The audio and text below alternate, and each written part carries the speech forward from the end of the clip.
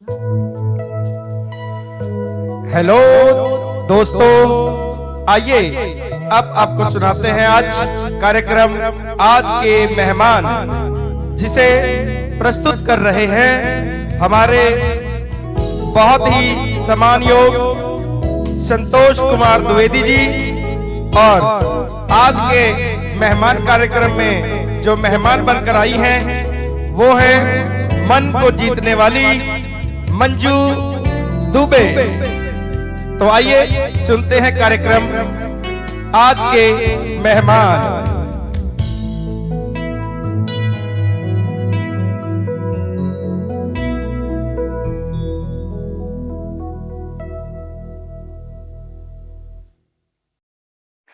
जी हाँ, नमस्कार, आदाब, सत श्री अकाल।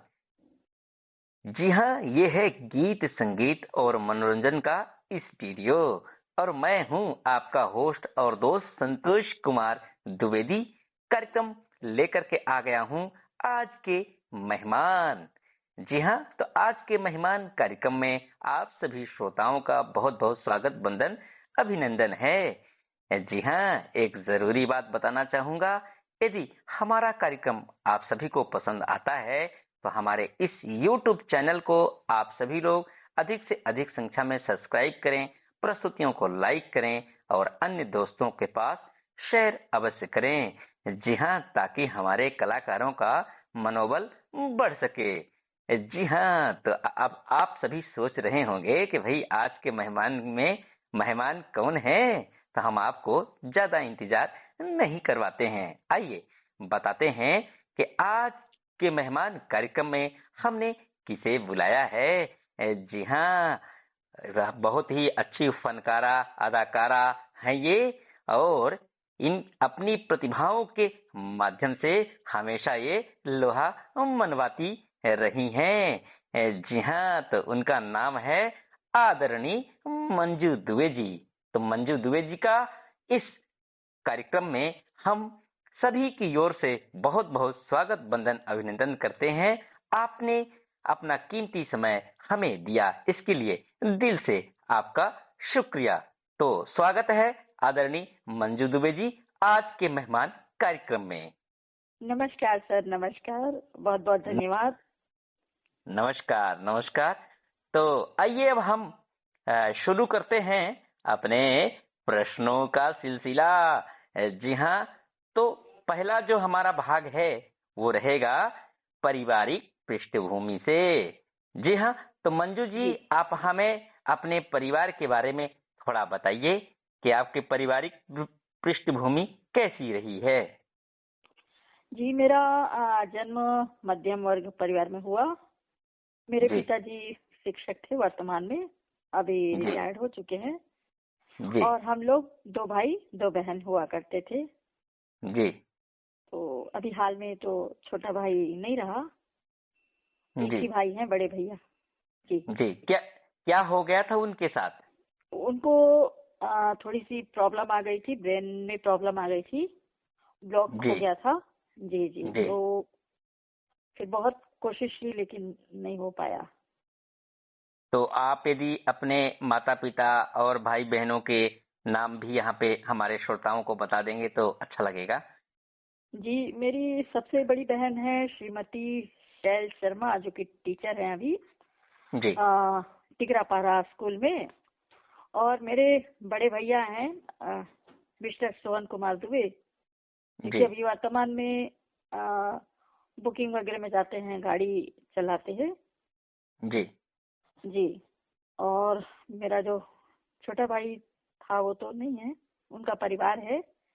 और जी मम्मी पापा हैं घर में, भाभी हैं जी। जी चलिए, उस दिव्य आत्मा को मैं प्रणाम करता हूँ कि जो कम समय में इस दुनिया में आए और आप लोगों के साथ रहे, लेकिन भगवान को कुछ और ही मंजूर था। तो ये तो भगवान की माया, कहीं धूप कहीं छाया। बहरहाल वो आत्मा जिस लोक में भी निवास करती हो, हम सभी को उनके लिए दिल से श्रद्धांजलि हम व्यक्त करते हैं। तो आइए अब हम सिलसिला आगे शुरू करते हैं। तो आप बताइए कि आप दृष्टि बाधित बचपन से हुई हैं या किसी बीमारी के कारण हुई हैं। बचपन से हुई हूँ सर। अच्छा, जी। तो आपको कब ये महसूस हुआ कि हम दृष्टिबाधित हैं? बिल्कुल नहीं सर, कोई महसूस नहीं होता, क्योंकि मम्मी पापा ने ऐसा महसूस होने ही नहीं दिया। उन जी। लोगों का इतना प्यार मिला, और मम्मी पापा ये कहते कि तुम किसी से कम नहीं हो, तुम तो जो देखने वाले नहीं कर सकते वो काम भी तुम कर सकती हो, तो मुझे कमी महसूस हुई नहीं बिल्कुल। जी, तो आप अपने मम्मी पापा के नाम के बारे में बताइए, उनकी कुछ खूबियों के बारे में बताइए, जो आपको बेहद अच्छा लगता है। मम्मी की एक खूबी है कि वो मतलब मुझे हमेशा प्रमोट करती, चलो पूजा करो, मंदिर चलो। और आज पूजा पाठ थोड़ा बहुत भजन वजन गा लेती हूँ उन्हीं के आशीर्वाद से। और पापा क्या है, मुझे ये सामान लेके आओ मंजू, यहाँ से कटोरी लेके आओ, चम्मच लेके आओ, मतलब कुछ ना कुछ वो मुझे करवाते ही रहते हैं। पेपर उठा के यहाँ रखो, तो मुझे बहुत अच्छा लगता है, मुझे करना भी बहुत अच्छा लगता है उनका काम, बहुत बढ़िया लगता है। चलिए, जी ये तो बहुत बढ़िया बात है, और बहुत ही खुश नसीब ऐसे लोग होते हैं जिनको इतने प्यार करने वाले पेरेंट्स मिलते हैं। बहरहाल आपके मम्मी पापा को भी हम सभी की ओर से प्रणाम करते हैं कि जो है ऐसे माँ बाप हैं जो आपको निरंतर मोटिवेशन देते रहते हैं, अभिप्रेरण जी जी, देते रहते बिल्कुल हैं। बिल्कुल। लेकिन आपके पापा का नाम क्या है? नाम तो आपने बताया ही नहीं। जी, मेरे पापा का नाम है श्री गोवर्धन प्रसाद दुबे। चलिए, एक बार फिर उनको प्रणाम जी। करता हूँ। और आपके मम्मी का नाम? मम्मी का नाम है श्रीमती कुशल दुबे। जी, उन्हें भी प्रणाम करता हूँ, और बहुत अच्छा लगा। अच्छा, अब ये बताइए कि बचपन में परिवार में रहते हुए कुछ ऐसी बातें जो आपको अक्सर याद आती हैं? नहीं, बचपन में क्या है, मैं पहले तो चलने से मुझे बहुत डर लगता था। बहुत डरती जी। थी कि मतलब मुझे दिखाई नहीं देता है तो मैं चलूंगी कैसे। जी। पर दादी ने इतना ज्यादा वो किया, मुझे प्रमोट किया कि नहीं तुम चलोगी। मैं अपने हाथों से खाना भी नहीं खाती थी, मतलब मुझे अच्छा। भोजन नहीं करना है, मुझे कोई खिलाएगा तभी मैं खाऊंगी। और मैं तो ब्लाइंड हूँ, मैं तो कुछ कर ही नहीं सकती। तो तो मम्मी पापा दादी ने सब कुछ किया, सिखाया मुझे। तो आपके दादी का क्या नाम था? दादी का नाम था श्रीमती लौंगा दुबे। अच्छा अच्छा, अभी भी हैं वो उस धरा पर या नहीं नहीं? नहीं, अभी नहीं है, वो 95 में, मतलब चलिए। 1995 में उनकी उनका स्वर्गवास हो गया। चलिए, उस दिव्य आत्मा को भी हम प्रणाम करते हैं कि ऐसे पेरेंट्स आपको मिले हैं, आपके दादी से प्यार मिला, आपके जो है पापा से प्यार मिला, आपके मम्मी से प्यार मिला, आपके बहन भाइयों से प्यार मिला, और आपको कभी भी दृष्टिबाधिता होने का एहसास उन्होंने नहीं करने दिया। इसके लिए एक बार जी फिर सभी लोगों को मैं दिल से शुक्रिया अदा करता हूँ। और आप बताइए, आपके आस पड़ोस का माहौल कैसा था? उससे उनकी कुछ बातें हैं, या जो आपकी बचपन की कुछ सहेलियां हों, उनकी कुछ बातें यदि याद आ रही हैं जब आप अपने घर में रहती थी तब? अब उस समय सर, असल में हुआ क्या था, मम्मी की तबीयत अचानक खराब हो गई। जी। तो 1 साल की उम्र में मुझे गांव में छोड़ा गया था दादी के पास। जी। तो छत्तीसगढ़ी में आप जानते हैं एक नृत्य होता है सुआ। तो सुआ, मैं हाँ। सुआ नाचने जाया करती थी। और मैं अच्छा बोलती अच्छा। कैसे नाचते हैं, मुझे भी नचवाओ। तो सब लोग क्या है, पहले बोलते ना महाराजी ने इनको देना चाहिए ऐसे करके। तो मुझे जी। सबसे ज्यादा मिलता था, उन लोगों को कम मिलता था। फिर भी वो लोग खुश अच्छा। रहते थे कि इसको लेके जा रहे हैं हम लोग। जी जी, बहुत अच्छा लगता था। ये जी तो बहुत अच्छी बात है कि आप जी नृत्य भी करती थी, सुआ, है ना? जी तो जी जी। सुआ नृत्य की कुछ विशेषताएं? सुआ में जो है अक्सर त्योहारों में होता है, जैसे दशहरे से स्टार्ट हो जाती है। जी। और बहुत अच्छा लगता है, पारंपरिक त्योहार है ये। मतलब दिवाली में अक्सर लोग जाते हैं, दशहरा दिवाली में घर घर जाके जाके। मुझे जी। आता नहीं था, लेकिन फिर भी मैं ताली बजाती थी बस। और उतने में सब लोग खुश हो जाते थे कि आई है महाराजी ने करके। अच्छा अच्छा अच्छा। जी क्या जी बात जी। है। अच्छा, और आपको खाने पीने में सबसे ज्यादा क्या पसंद है और क्यों? खाने पीने में देखिए, मुझे तो खटाई बहुत पसंद है। टमाटर की चटनी हुई, बूंदी कढ़ी जी। हुई, जी। तो अक्सर जब मेरा जन्मदिन रहता है तो भाभी मेरे लिए टमाटर की चटनी बनाती है। अच्छा अच्छा, हाँ, क्या मुझे बात बहुत है, पसंद है। क्या बात है, क्या बात है, बहुत बहुत बढ़िया, बहुत बढ़िया। तो चलिए, और कुछ अपने पारिवारिक पृष्ठभूमि के बारे में आप हमारे श्रोताओं को बताना चाहेंगी, जिससे अन्य लोगों को थोड़ा सीखने के लिए कुछ मिले और कभी भी वो अपनी जिंदगी में मायूसी न एहसास कर सके। हाँ, क्या है, पापा मेरे को बोलते हैं कि चलना है और बिल्कुल सपोर्ट नहीं लेना है किसी चीज का, है ना। अपने जी से चलो और काम भी करो, जो भी काम हम करवाते हैं तुमको। और जी तुम्हें ये नहीं सोचना है कि पापा मेरे को इतना काम करवाते हैं। जी तो इनका मतलब सभी से यही कहना चाहूंगी कि काम तो अपने घर का करना ही चाहिए। जैसे भी छोटे जी छोटे काम तो करना ही चाहिए, जी। क्योंकि ज्यादा बड़े काम तो करवाते ही नहीं हमारी फैमिली। तो हम्म। सभी दृष्टिबाजी से यही कहना है कि छोटे छोटे काम तो करते ही रहना चाहिए। जैसे अपने हाथ से पानी निकाल लिए, पी लिए। हम्म। हर काम पे निर्भर नहीं रहना चाहिए, बिल्कुल, मेरा मतलब ऐसा ये, मानना है। कहने का मतलब ये है कि स्वयं पर आप जो कुछ कर सकते हो वो अवश्य जी करना जी चाहिए, जी जी, जो भी स्वयं पे किसी के अपने ऊपर से हो निर्भर नहीं। सकता है। जी जी, बिल्कुल, ये स्वावलंबी बनने की प्रेरणा आप देती हैं और आपको मिली है, और शुक्रगुजार हूं कि आपके ऐसे पेरेंट्स मिले हैं कि अक्सर ओवर प्रोटेक्शन आपको नहीं दिए हैं। जो जी जी आप जी कर जी सकती हैं हमेशा वो उन्होंने करवाने का प्रयास किया है। तो एक बार फिर जी उनको इतनी अच्छी शिक्षा देने के लिए मैं शुक्रिया अदा करता हूं, आपके सभी प्रत्यक्ष और परोक्ष रूप में जिन्होंने आपको इस कदम पर साथ दिया। तो बहुत बहुत जी। धन्यवाद आदरणीय मंजू दुबे जी। और कुछ पारिवारिक और पृष्ठभूमि से संबंधित कोई बात और रह गई हो जो आप चाहती हैं कि हम यहाँ पर बोलें? हाँ, एक बात है, बचपन में क्या है, जो मेरा भाई छोटा था, राजू, जी जी तो मैं सोचती थी कि वो मेरे से डरेगा, बहुत डरेगा, मतलब क्या है कैसा है ये तो। लेकिन मैं देखती थी 4 साल की उम्र में वो मेरे को हाथ पकड़ पकड़ के लाना ले जाना और मेरे साथ खेलना। और मेरे सब बड़े भैया भी वैसे ही करते थे। तो मैं उसको मारती थी कि तू जी मुझे हरा देता है खेल में। जी एक खेल होता था तीरी पासा, जो हम लोग खेलते थे बचपन जी में। जी तो मैं बोलती थी मैं तुझे मारूंगी, तू पकड़ में जी आ जा। जी। तो वो पकड़ में आता ही नहीं था, तो दीदी और भैया पकड़ के देते थे, बोले चल अच्छा एक थोड़ा सा मार खा ले। अच्छा अच्छा अब मैं अच्छा। तब तक उसे मारती थी जब तक मेरा मन नहीं भर जाता और वो खड़ा रहता था। फिर बाद में अच्छा बोलता था पापा मंजू बहुत पिटाई करती है, तो बोले तेरे से बड़ी है, प्रणाम कर। अच्छा तो अच्छा। प्रणाम करने भी आ जाता था मेरे को। गलती मेरी रहती थी, डांट उसको चलिए, पड़ती थी। देखिए इस हटखेलियों में भी आपको कितनी अच्छी वो शिक्षा देते रहे हैं। सच में बड़े जी अच्छे संस्कार आपको मिले हैं, है ना। तो जी एक बार फिर मैं उनका शुक्रिया अदा करता हूं। तो अब इस मौके पर, इस मतलब सेगमेंट में, आप अपने पसंद के कुछ गीत श्रोताओं को, एक गीत आप कोई सुनवाना चाहें तो आप बता सकती हैं। जी, मेरे को एक भजन बहुत पसंद है, मेरे घर के आगे साईना तेरा मंदिर बन जाए। जी हाँ, ये भजन हमारे एक साथी बहुत अच्छा गाते हैं, हम आपको जी जी जी अवश्य जी जी जी सुनवाएंगे। मेरे जी घर के आगे साईनाथ तेरा मंदिर बन जाए, तो जी अवश्य ये भजन जो है सुनने के लिए मिलेगा।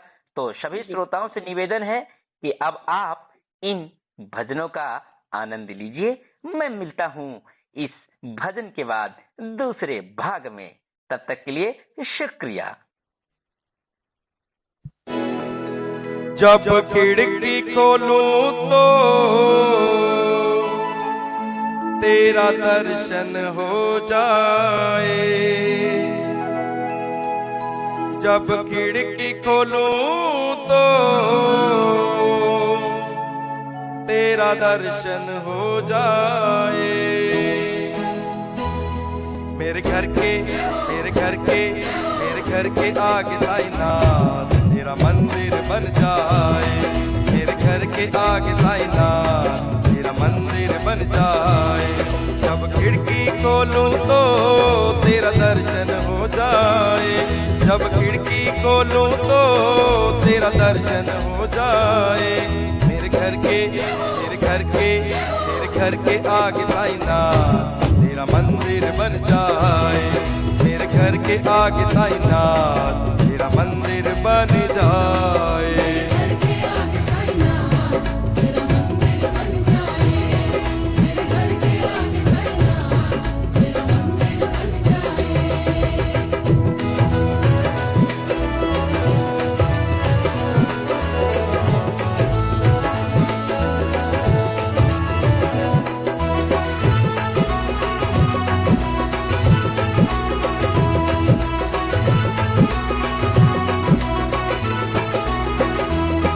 जब आरती हो तेरी मुझे घंटी सुनाई दे।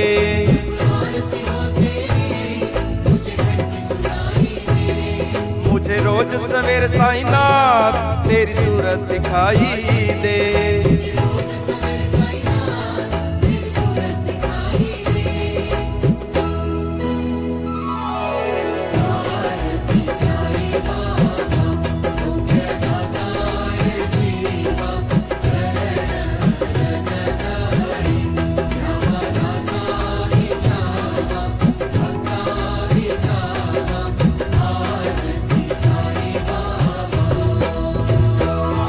जब आरती हो तेरी मुझे घंटी सुनाई दे। मुझे रोज सवेरे साईनाथ तेरी सूरत दिखाई दे। जब भजन करें मिलकर रस कानों में घुल जाए। जब भजन करें मिलकर रस कानों में घुल जाए। जब खिड़की खोलूं तो तेरे दर्शन हो जाए। जब खिड़की खोलूं तो तेरा दर्शन हो जाए। मेरे घर के आगे साईनाथ तेरा मंदिर बन जाए। मेरे घर के आगे साईनाथ तेरा मंदिर बन जाए।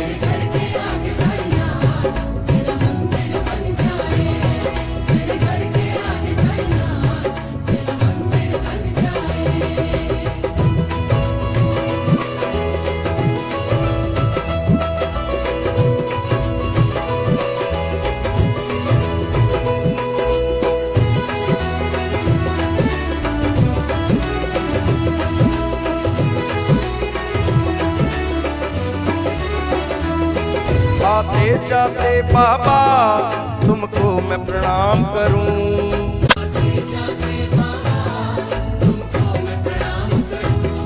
जो मेरे लायक हो कुछ ऐसा काम करूं।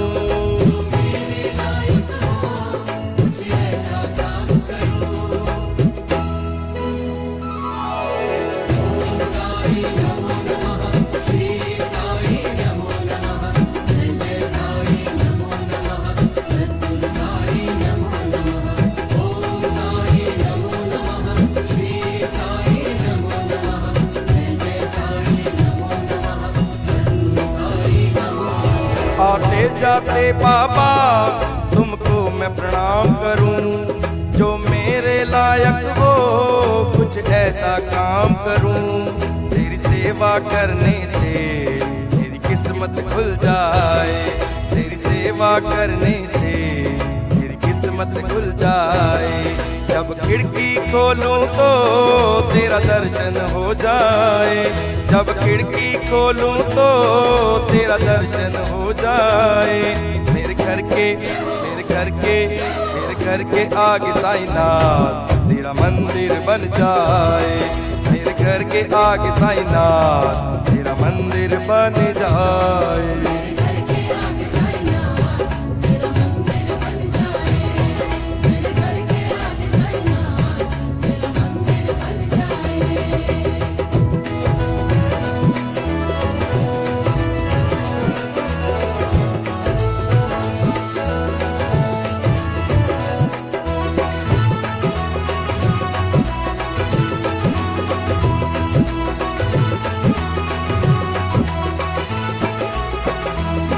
नजदीक रहेंगे तो आना जाना होगा।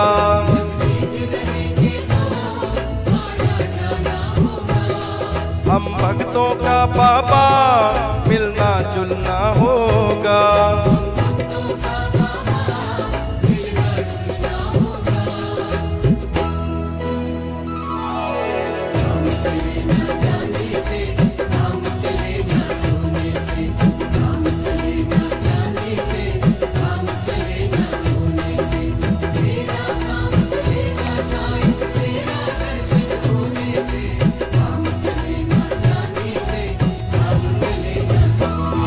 नजदीक रहेंगे तो आना जाना होगा।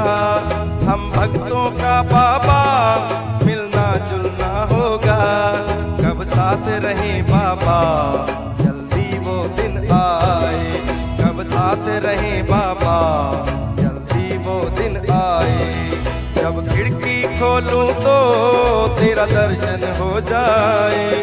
जब खिड़की खोलूं तो तेरा दर्शन हो जाए। मेरे घर के आगे साईनाथ तेरा मंदिर बन जाए। मेरे घर के आगे साईनाथ तेरा मंदिर बन जाए।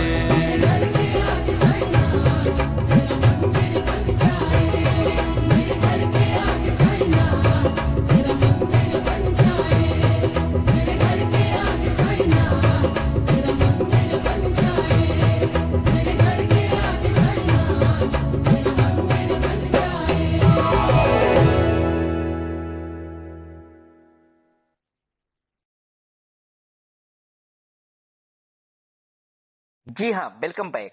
आ गया हूँ मैं आपका होस्ट और दोस्त संतोष कुमार द्विवेदी, और आज के मेहमान में हमारे साथ हैं आदरणीय मंजू दुबे जी। जी हाँ, तो एक बार फिर इनका हम स्वागत करते हैं। तो मंजू जी, आप हमें ये बताइए कि पारिवारिक पृष्ठभूमि के आगे जब आपने विद्यालय में कदम रखा, तो सबसे पहले बताइए कि आपको दृष्टिबाधितों के बारे में पढ़ने लिखने के संदर्भ में किसने बताया, और उस विद्यालय का पता किसने लगाया, और किस प्रकार से आपका वहां प्रवेश हुआ, आप बताइए। जी हमारा एक विद्यालय था दृष्टिबाधित एवं श्रवण बाधित, शैलेंद्र जी नगर में स्कूल थी हमारी। जी तो पापा ने सोचे कि अब इसको पढ़ाना है, क्योंकि पढ़ना लिखना तो बहुत जरूरी है। तो स्कूल जी का पता किया। पापा क्योंकि बहुत ज्यादा इधर उधर घूमने फिरने में ज्यादा उनका रहता था, कहीं पर जी भी उनका पता चल जाता था उनको कुछ भी, तो स्कूल के बारे में उनको मालूम चला। जी मुझे फिर बूढ़ापारा में छोड़ा गया, क्योंकि पापा पलारी में स्कूल में टीचर थे, उनका जी ट्रांसफर हुआ नहीं था। और जी तो पापा ने मुझे मासी के घर छोड़ा था। मेरी छोटी मासी है श्रीमती सरस्वती उपाध्याय, जी उनके यहाँ मुझे छोड़ा गया था। और अच्छा, जी यानी मौसी का भी प्यार आपको मिला। जी क्या बात है। हाँ, फिर बताइए। तो अब मैं पहली बार स्कूल गई। जी अरे यार, ये स्कूल समझ तो आता नहीं था, ऊपर से क्या है कुछ बच्चियां भी थी जो बोल नहीं पाती हैं, जैसे बोलते हैं ना मुख बधिर। तो जी वो बच्चियां मेरे को बहुत परेशान किया करती थी। जी कभी नली में मतलब धक्का दे देना, ये करना वो करना। जी फिर भी जैसे तैसे स्कूल में मेरी पढ़ाई हुई। और जी पहली से तो लेकर के जी स्कूल आप कितनी वर्ष की अवस्था में गई थी? बस मैंने क्या है 5वीं तक के तो वहाँ पढ़ाई की, उसके बाद आगे की पढ़ाई मैंने नॉर्मल स्कूल में की। अच्छा अच्छा। JR हिंदानी गर्ल्स स्कूल है हमारी, रायपुर में जी ही। आगे की जी। पढ़ाई वहाँ से हुई। तो आपको स्कूल में प्रवेश जब आपका मिला तो कैसा लगा, कैसा महसूस किया आपने? शुरू शुरू में तो बहुत अच्छा लगता था कि यार अच्छा है हम भी स्कूल आए हैं। जी लेकिन मेरे को क्या है, भूख बहुत लगती थी उस समय। बच्चों को तो बहुत भूख लगती है ना। तो जी कब रिसेस हो जाए तो कब मुझे खाने को मिले। तो जी। इधर सर क्लास लेते रहते थे, मैं अपना टिफिन खोल के खाने लग जाती थी। अच्छा, क्या बात है, क्या बात जी है। जी। तो मैडम थी हाँ हमारी हाँ श्रीमती अलका वैशम पाइन। तो जी वो मासी को बोली इसको ज्यादा टिफिन दिया करो, मतलब टिफिन में रोटी या ज्यादा दिया करो, क्योंकि इसको भूख लगती है तो आधी रोटी तो 2 रोटी तो कम से कम खा जाती है क्लास में बैठ के। अच्छा उन्होंने अच्छा। देख लिया था क्लास में कि हाँ मैं हाँ। खा रही थी। जी जी। अच्छा अच्छा। अच्छा, तो स्कूल में आपको सबसे पसंद विषय कौन सा था, पसंदीदा विषय? म्यूजिक, म्यूजिक बहुत पसंद आता था मेरे को। म्यूजिक मतलब मेरे को कुछ भी गाते रहना है। और मेरे को मासी जी है, मेरी छोटी मासी, जी। उन्होंने मुझे सबसे पहले गाना गाना सिखाया था। अच्छा अच्छा, तो जी। आप बजाना वो बजाना भी कुछ जानती है या सिर्फ गाती भी हैं? जी पहले नहीं आता था। बजाना मैंने सीखी 2005 में आदरणीय श्री कांतिलाल बलोटा सर जी, जो कि जी रायपुर में अभी है, टीचर, म्यूजिक टीचर है। जी उनसे मैंने हारमोनियम बजाना सीखी। जी। पहले मुझे नहीं आता था, केवल मैं गाती थी, बजा नहीं पाती थी। अच्छा, अब आपका सबसे कमजोर विषय कौन सा था? मैथ। मैथ्स। अच्छा, वो तो सभी का होता है लगभग लगभग। अच्छा, और आपके पसंद गुरु कौन से थे जो आपको सबसे ज्यादा प्यार करते थे? पसंदीदा में वो हमारी जो श्रीमती अलका वैशम पैड मैडम, जो म्यूजिक टीचर थी, जी। उनको, उनसे सबसे ज्यादा मेरे को प्यार था। वो भी मुझे बहुत प्यार करती थी। ऐसी क्या खासियत थी कि आप उनको बहुत पसंद करती थी और वो आपको पसंद करते थे? वो मुझे इसलिए पसंद करती थी कि क्योंकि मैं अच्छा गाती हूँ। और मैं उनको इसलिए पसंद करती थी कि वो मुझे कम से कम टिफिन खाने देती थी अपने पीरियड में। म्यूजिक का पीरियड हुआ करता था, तो वो मुझे अच्छा। टिफिन खाती रहती थी, तो मना नहीं करती थी। बाकी टीचर मना कर देते थे कि नहीं अभी नहीं खाना टिफिन, और वो मुझे अ, मना नहीं करती थी। बहुत बहुत बहुत धन्यवाद। अच्छा, ये बताइए, जब आप ब्लाइंड मतलब दृष्टिबाधित या श्रवण बाधित के साथ में रहते थे, तो उस समय की कोई बातें बताइए, और उससे जब आप नॉर्मल लोगों के साथ पढ़ने आई, उस समय की कुछ बातें बताइए कि दोनों में अंतर क्या आपको लगा और कहाँ आपको सबसे अच्छा लगा? दोनों में अंतर ये है कि नॉर्मल स्कूल में जब हम गए तो हमारी सब हेल्प करते थे, और अच्छा। यहाँ जब तक थे तो हम्म बहुत परेशानियां होती थी। और खास करके जो बच्चे बताई जो बोल नहीं पाते थे, उनकी वजह हम्म से मेरे को पढ़ने लिखने में बहुत दिक्कत आती थी। कई बार मुझे भूखा रहना पड़ता था, टिफिन खा जाते थे, हम्म क्योंकि हमारी टिफिन अलग होती थी। कभी मैडम नहीं आती थी, वैशम पैड मैडम अगर नहीं आ पाती थी हम्म। तो मेरी टिफिन वो लोग खा जाते थे। तो बच्चे या मूक बधिर? जी मतलब नॉर्मल बच्चे आपकी टिफिन खा जाते थे या फिर जो मूक बधिर लोग होते थे? हाँ, ब्लाइंड लोगों ने तो मुझे परेशान नहीं किया, बस वो मुख बधिर जो बच्चे थे उन लोगों ने बहुत परेशान किया। मेरे पैरों के नाखून निकाल देते थे। अरे। च- चलने हाँ फिरने में तो हाँ तकलीफ हुई थी। तो हाँ हाँ हाँ। उन लोगों ने बहुत परेशान किया मुझे। अच्छा अच्छा अच्छा। तो आपने 1 से 5 तक दृष्टिबाधित श्रवण बाधित स्कूल में आपने पढ़ा, उसके बाद जी आप आगे की पढ़ाई 12वीं तक नॉर्मल लोगों के साथ पढ़ाई की है? जी जी जी नॉर्मल लोग के साथ पढ़ाई की। हाँ, जी.आर. दानी गर्ल्स है, खालीबाड़ी के पास है, रायपुर में। तो अच्छा। वहाँ मुझे सब सपोर्ट करते थे, टीचर भी सपोर्ट करते थे, और खास करके और लड़कियां भी सपोर्ट, क्योंकि गर्ल्स है वो स्कूल पूरा, बॉयज हम्म। बिल्कुल नहीं है, गर्ल्स लोगों का ही स्कूल है वो। तो हम्म। बहुत सपोर्ट करते थे वो लोग मुझे। जी। अच्छा, उस समय के आपके कोई, हाँ, जो हम उम्र दोस्त थे जिनकी बातें आपको आज भी याद आती हूँ? हम उम्र दोस्त में असल में क्या है, मैं दोस्त बहुत कम बनाती थी, क्योंकि जी। मुझे डर लगता था दोस्ती करने से। तो अच्छा स्कूल लाइफ में तो जब तक कि मैंने दोस्ती किसी से नहीं की। मैंने म्यूजिक अलग से किया, इंदिरा कला खैरागढ़ कमला देवी जी संगीत महाविद्यालय से। जी। तो वहाँ मेरी एक बड़ी प्यारी दोस्त थी, देवश्री सेन गुप्ता। अच्छा अच्छा। जी, वो मुझे साइकिल से घर भी छोड़ देती थी हाँ और हाँ। बहुत हेल्प किया करती थी मेरी। अच्छा अच्छा।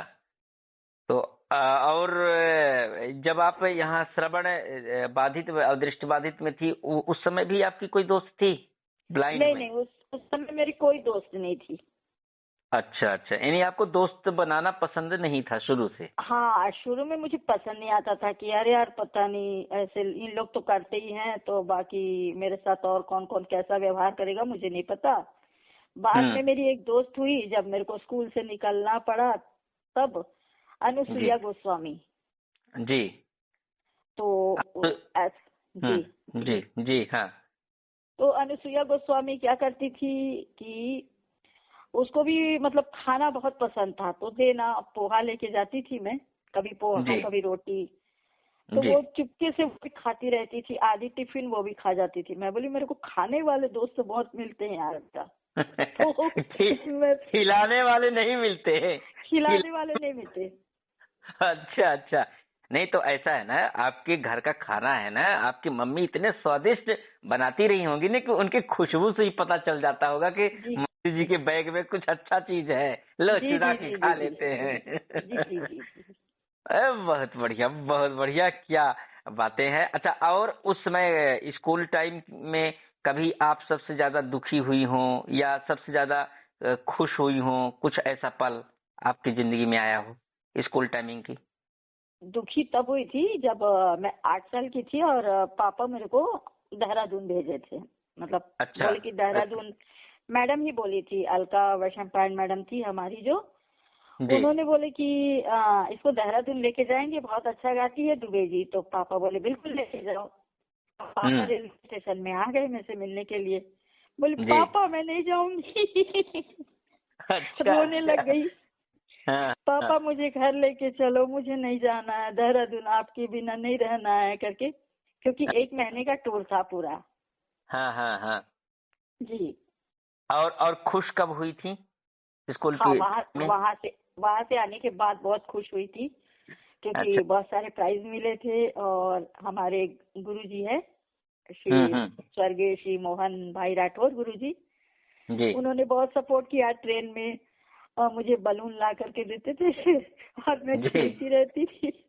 अच्छा अच्छा अच्छा अच्छा हाँ, हाँ, तो अच्छा हाँ उस समय बहुत खुशी हुई, मैं बोली अरे वाह यार मेरे को तो प्राइज मिल गया, मैं क्यों बोल रही थी मैं नहीं जाऊंगी करके, मुझे तो प्राइज हाँ, मिल गया। अच्छा अच्छा, वही वाली बातें कहते हैं कि कौन कहता है आसमां में सुराग हो नहीं सकते, जरा तबीयत से एक पत्थर उछाल कर देखो यारो। तो बहुत अच्छी बातें हैं। तो और कोई चीज आपको भूल रही हो स्कूल पीरियड की, स्कूल टाइमिंग की, जो आप बताना चाहती हैं हमारे श्रोताओं को, जो और भी कोई चीज होती है ना जो आप सोचती हो कि हम अपने श्रोताओं को बताएं, जिससे हमारे श्रोतागण भी इससे प्रभावित हो करके और भी अपनी अच्छी शिक्षा दीक्षा कर सकें, इस संदर्भ में कोई बात? देखिए मैं तो यही कहना चाहूंगी, परेशानियां चाहे जितनी भी आए, परेशानियों का जी डट करके सामना करना चाहिए। जी कुछ भी हो, जी अपने को आगे बढ़ना है, ये मतलब बना के चलना चाहिए अपने आप को, अपने आप में मेहनत करते रहना चाहिए। जी हाँ, कहते हैं मेहनत करने वालों की कभी हार नहीं होती, है ना? तो जी बहुत बढ़िया, और हर सवाल का हल निकलेगा, आज नहीं तो कल निकलेगा, करो भरोसा खुद यदि तुम तो अंधियारा भी चल निकलेगा। अब बहुत अच्छी अच्छी चीजें आपने बताई। तो अब इस मतलब मौके पर आपने पसंद का कोई एक गीत जो अपने श्रोताओं को आप सुनवाना चाहती हैं? एक गाना है, आँखों में काजल है, ये वाला गाना जी बहुत पसंद है। अच्छा, बिल्कुल बिल्कुल, जी आंखों में जी काजल है बहुत ही अच्छा है। जिसने भी गाना लिखा है, गीतकार संगीतकार, उन्हें भी मैं जी प्रणाम करता हूँ। बहुत सुंदर गीत आपने पसंद किया है, और हम जी आपको आपके पसंद का एक गीत अवश्य हम सुनवाएंगे। तो जी श्रोतागण से अब निवेदन है कि इस भाग में इतना ही कह करके मैं अपनी वाणी को करता हूँ विराम, लेकिन फिर मिलूंगा तीसरे भाग में। तब तक आप सभी लोग इस गीत का आनंद लीजिए, आंखों में काजल है। शुक्रिया। आँखों में काजल है, काजल में मेरा दिल है,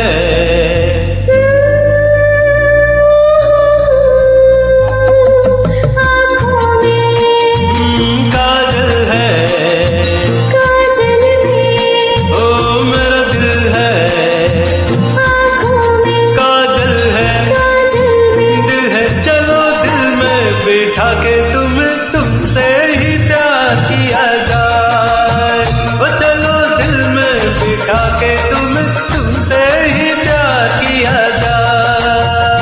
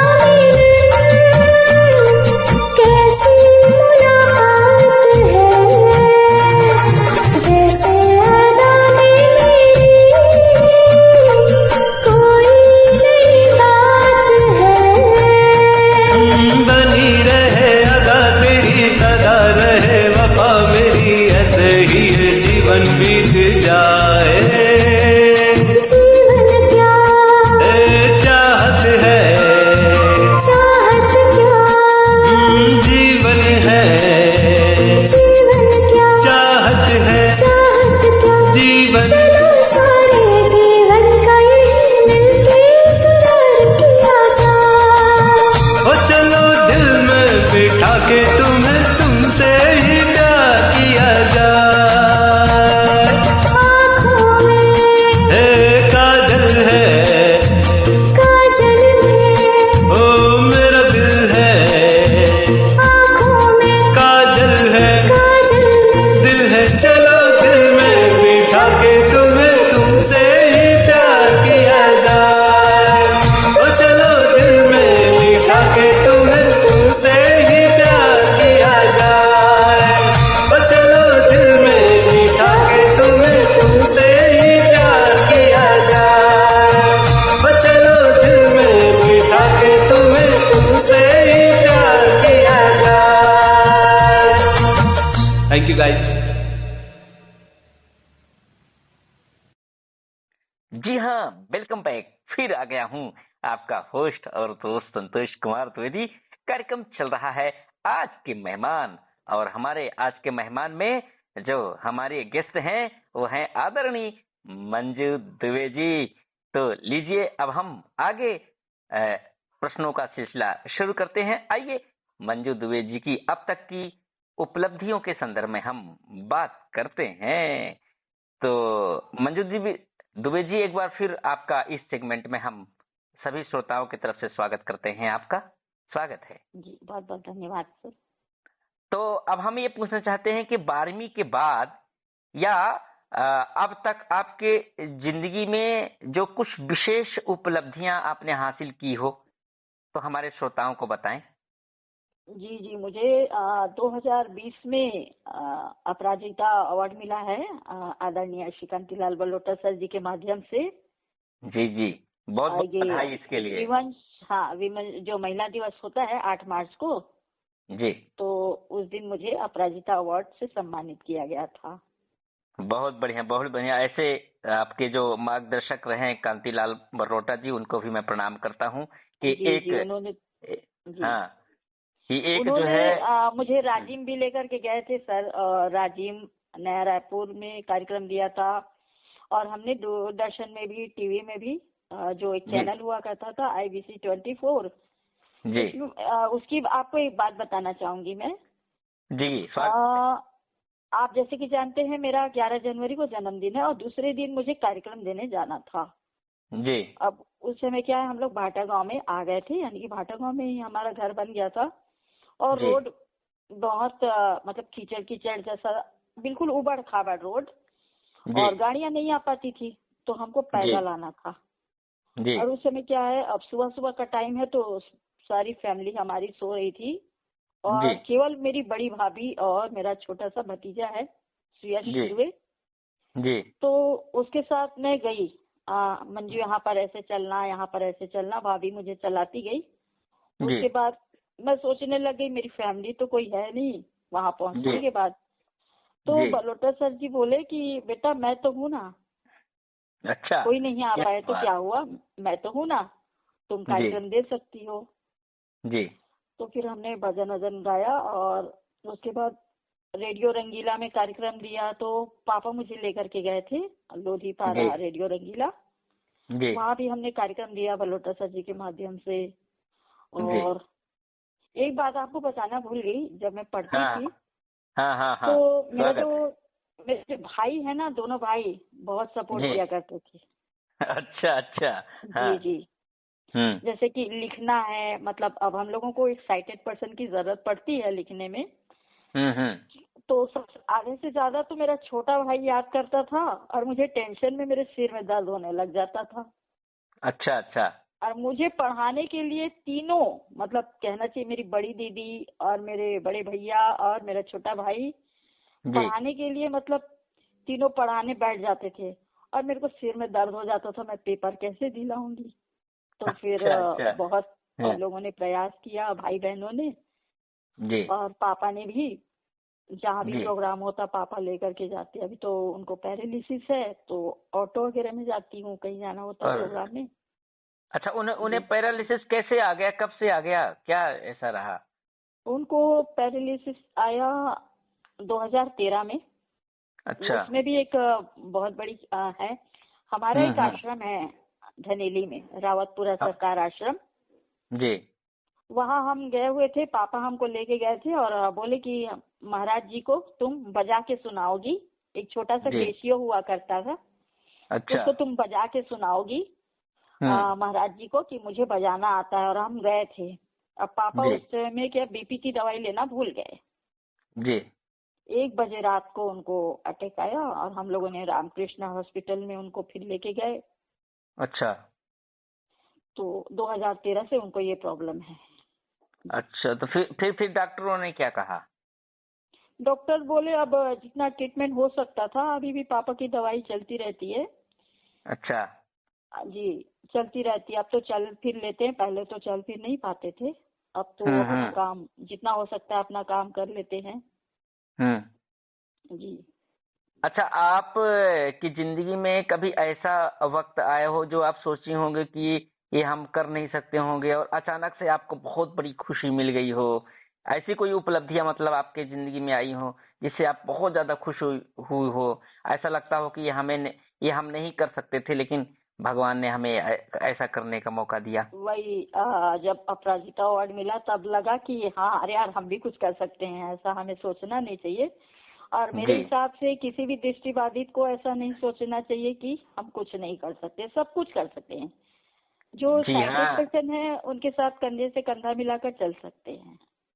बहुत बहुत बढ़िया। किसी ने खूब कहा है कि छोटा मन मत करो नया, आकाश तुम्हें दूंगा, नभ को भी छू सको यही विश्वास तुम्हें दूंगा।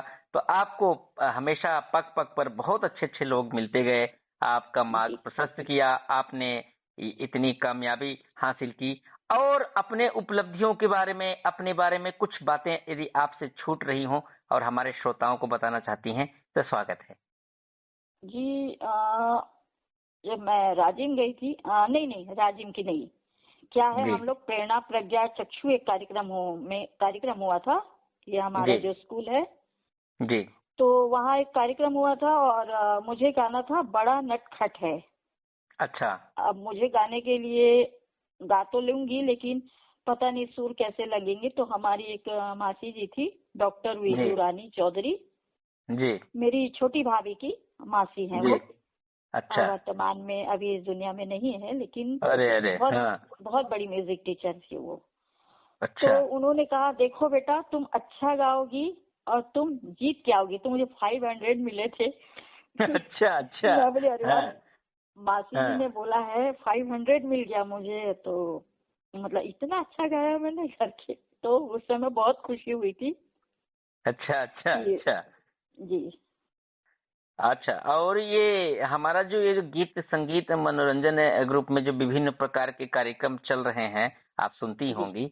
तो ये जो जी। हम लोगों ने अपने दृष्टिबाधित समाज को आगे बढ़ाने का एक बेड़ा उठाया है प्रत्येक क्षेत्र में, आप इस संदर्भ में कुछ कहना चाहती हो या कुछ सुझाव हो आपके? इसमें क्या है, आप लोग कार्य तो बहुत अच्छा कर रहे हैं, लोगों को आगे बढ़ते रहना चाहिए। लेकिन कुछ कार्यक्रम हमारे ऐसे हैं जो अभी बहुत धीमी चल रहे हैं। जैसे जी। कि कार्यक्रम है मेरी सखी, तो जी। उसमें क्या है, अब होता ये है कि मैं भी नहीं आ पाती क्योंकि मैं हमारा एक स्कूल है शारदा विद्यालय, जी। वहाँ पर मुझे अभी म्यूजिक के लिए बुला लेते हैं, उसी समय जी। बुलाते हैं 2 बजे। जी। तो मैं वही चले जाती हूँ, इसलिए मैं नहीं आ पाती। लेकिन बाकी लोगों को आना चाहिए, बहुत अच्छा कार्यक्रम यहाँ होता है। हर कार्यक्रम जी। मुझे बहुत पसंद आते हैं यहाँ के, चाहे जी। वो हमारा समाज, हमारे कलाकार, या आज के मेहमान, या फिर हेलो फरमाइश। जी। हर कार्यक्रम बहुत अच्छे हैं इस ग्रुप के। तो चलिए, आप सभी लोगों का ये विश्वास है, ये आप सभी लोगों का प्यार है, इतनी लगन से, इतने शिद्दत से हम सभी को आप जो है अपना आशीर्वाद प्यार दे रहे हैं, इसलिए अच्छा प्रोग्राम हो पा रहा है। हम और भी कोशिश जी। करेंगे कि दिन प्रतिदिन आप सभी गणमान्य लोगों का सुझाव विचार लेकर के कार्यक्रम को अच्छा बनाने का प्रयास करें, क्योंकि हमारा एक मात्र यही उद्देश्य है कि हम इन प्रकारेण दृष्टिबाधितों के प्रत्येक प्रतिभाओं को एक ऐसे मंच पर लेके जाएं जिसे पूरी दुनिया देखें। हम रहें ना रहें, लेकिन हम सबकी प्रतिभा और की कीर्ति अमर हो जानी चाहिए। यही एक हमारा जो है उद्देश्य है। और आज के मेहमान में आपने अपना कीमती वक्त दिया, हमारे स्टूडियो में आई और अपना विचार रखा, तो इसके लिए तहे दिल से शुक्रिया अदा करता हूँ। और आप चलते चलते हमारे दृष्टिबाधितों के लिए कुछ और ऐसा जो है बताना चाहें, जो कि अक्सर लोग निराश हो जाते हैं, हताश हो जाते हैं, जिंदगी में कई बार बहुत ज्यादा मायूस हो जाते हैं, वो ऐसा ना करें और अपने जीवन में और भी मतलब प्रगति करें, दिन दुगुना रात चौगुना तरक्की करें, प्रगति करें। इस संदर्भ में यदि आपका अनुभव कुछ हो तो आप बता सकती हैं हमारे श्रोताओं को। देखिए, इसमें तो क्या है, सबसे बड़ी बात तो होती है पेरेंट्स की। जी पेरेंट्स भी सुनेंगे इस कार्यक्रम को हमारा, तो इसमें बात यह होती है कि बच्चों को कभी भी तुम ये नहीं कर सकती, तुम अकेले नहीं जा सकती। आज भी मैं अकेले जाती हूँ ऑटो में, जी बलोटा सर जी के यहाँ जाना होता है या कुछ कार्यक्रम में बलोटा सर जी के साथ जाना होता है। जी कभी मुझे मना नहीं किया गया कि तुम यहाँ नहीं जाओगी, वहाँ नहीं जाओगी, तो मैं जाती हूँ। ऐसे ही जी हर पेरेंट को अपने बच्चों को प्रोत्साहित करते रहना चाहिए, क्योंकि हम लोगों को प्रोत्साहित जब तक नहीं करेंगे तब तक। लेकिन दृष्टिबाधित साथियों से भी यही कहना चाहूंगी कि घर के माता पिता ने, अब कई बार ऐसा होता है कि माता पिता मना नहीं करते, लेकिन हमारे साथ ही नहीं निकलते, घर से जी नहीं जाते, हमारे साथ क्या हो जाएगा जी पता नहीं। लेकिन ऐसा डरना नहीं चाहिए, क्योंकि ठीक है आजकल का जमाना खराब है, मैं भी मानती हूँ, लेकिन अच्छे लोग भी हैं इस दुनिया में। जी जरूरी नहीं कि बुरे लोग हैं, अच्छे लोग भी हैं इस दुनिया में, तो उन लोगों को बिल्कुल निकलना चाहिए घर से। कुछ बच्चियां ऐसी है जो घर से अभी भी नहीं निकलती है, जी तो निकलना चाहिए घर से, आना जाना करना चाहिए। जी। चलिए, आशा है कि आपके विचारों का, आपके सुझावों का जो है हमारे श्रोतागण अमल करेंगे और अपनी जिंदगी में कभी उदास नहीं होंगे, कभी हताश नहीं होंगे। कहते हैं न रहो न निराश करो, तन को कुछ काम करो, कुछ काम करो, जीवन में रहकर कुछ नाम करो। चलिए, आपने इन्हीं लाइनों को चरितार्थ किया है। अब चलते चलते आखिरी में इस मौके पर हमारे श्रोताओं को और कौन सा गीत सुनवाना चाहेंगी? सर, मुझे एक गाना बहुत पसंद है, आज कल में ढल गया। ये गाना मुझे पापा सुनाया करते थे जब मैं छोटी थी। तो अच्छा, थोड़ा सा गुनगुना के बताइए तो। आज कल में ढल गया, दिन हुआ तमाम, तू भी सो जा, सो गई रंग भरी शाम। ये जी हाँ, ये गाना हम आपके पसंद का अवश्य सुनवाएंगे। और अच्छा, मैंने एक बात और सुनी है कि आप निमोक्री भी कर लेती हैं, आवाजें भी निकाल लेती हैं तरह तरह की। तो यदि चलते चलाते हमारे श्रोताओं के लिए कुछ आवाजें आप निकाल के बताएं तो कितना अच्छा रहेगा। जी जी बिल्कुल। तो हमारी जो स्वर्गीय कहना चाहिए, स्वर्गीय सुश्री लता मंगेशकर जी हैं, जी और वो आज के मेहमान में, जैसे आप उनका इंटरव्यू ले रहे हैं साक्षात्कार, तो जी नमस्कार, संतोष कुमार द्विवेदी जी। जी आप मेरा इंटरव्यू ले रहे हैं, मुझे जी बहुत अच्छा लग रहा है। जी बहुत खुशी हो रही है कि आज मैं आपके सामने बोल पा रही हूँ। अच्छा अच्छा, बहुत बहुत धन्यवाद। शुक्रिया शुक्रिया शुक्रिया आपको भी। हाँ, और किसी की आवाज निकालना चाहती और हैं? एक दादी हैं, वो बोलेंगी, हाँ तो वो छत्तीसगढ़ी में बोलेंगी, मतलब उनकी उम्र जो है 80 साल की है। तो हाँ, तो कोई बात नहीं, छत्तीसगढ़ी भी आप बोल सकती हैं। हाँ जी जी, तो वो है, हाँ अरे अरे बेटा संतोष, हाँ बहुत गोट से आ रहे हो बेटा। हाँ आते गोट से आया हूँ, आते गोट से आया हूँ। हाँ। पानी पिए लागी बेटा, प्यास लाग गई बेटा संतोष, पानी पी अच्छा। के आवा था।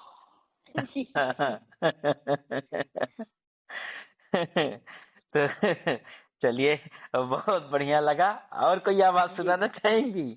और अब एक 6-7 हाँ। साल की बच्ची, 7 साल की हाँ। बच्ची जैसे आपके पास आएगी, हाँ हाँ गुड मॉर्निंग अंकल। बहुत अच्छा लग रहा है आपका जो कार्यक्रम है ना, हेलो फरमाइश और हाँ। मेरी प्रतिभा, उसको हाँ। मैं सुनती हूँ।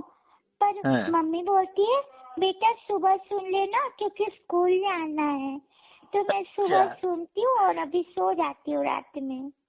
अच्छा अच्छा, बहुत बढ़िया बेटा, बहुत बढ़िया, बहुत बढ़िया। बहुत अच्छा आवाज है आपने निकाला। और कोई आवाज सुनाना चाहेंगी? जी एक मतलब कहना हाँ। चाहिए जो आप जरूरी है ना, सुरक्षा भी जरूरी है, तो एक हाँ गुंडा मवाली जैसे होगा हाँ हाँ तो वो आपके सामने आएगा। संतोष जी नमस्कार। तो भाई ऐसा है कि आप हमारा इंटरव्यू नमस्कार। ले रहे हैं और बहुत अच्छे आप सवाल पूछ रहे हैं, जी। तो संतोष जी आप चाय पानी का भी कुछ इंतजाम कीजिए, नहीं तो हम तो अब आगे नहीं बोलूंगा। तो जी कुछ चाय पानी पिलाइए तो ज्यादा अच्छा है, क्योंकि मेहमानों को चाय पानी पिलाया जाता है भाई। बिल्कुल बिल्कुल बिल्कुल। और आपको मेरा नाम प्रताप कुमार शुक्ला है। अच्छा जी जी शुक्ला जी।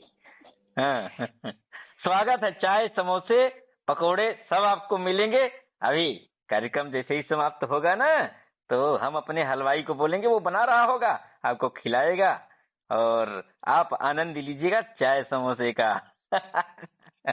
तो तो चलिए, बहुत बहुत धन्यवाद, आपने अपना कीमती समय दिया और हमारे स्टूडियो में आई। इसके लिए मैं सभी अपने प्रशासक समूह की ओर से, सभी सदस्यों की ओर से और प्रत्यक्ष और परोक्ष रूप में जो भी हमें सपोर्ट कर रहे हैं, उन सभी की ओर से आपका बहुत बहुत स्वागत, वंदन, अभिनंदन करता हूं। आशा ही नहीं अपितु पूर्ण विश्वास है कि जब भी आपकी जरूरत पड़ेगी, आप इसी तरीके से हमारे समक्ष आती रहेंगी और हमारे लोगों को कुछ न कुछ अपने विचार प्रस्तुत करती रहेंगी। बहुत बहुत बहुत धन्यवाद। सर। धन्यवाद आदरणीय मंजू दुबे जी, शुक्रिया। जी धन्यवाद सर।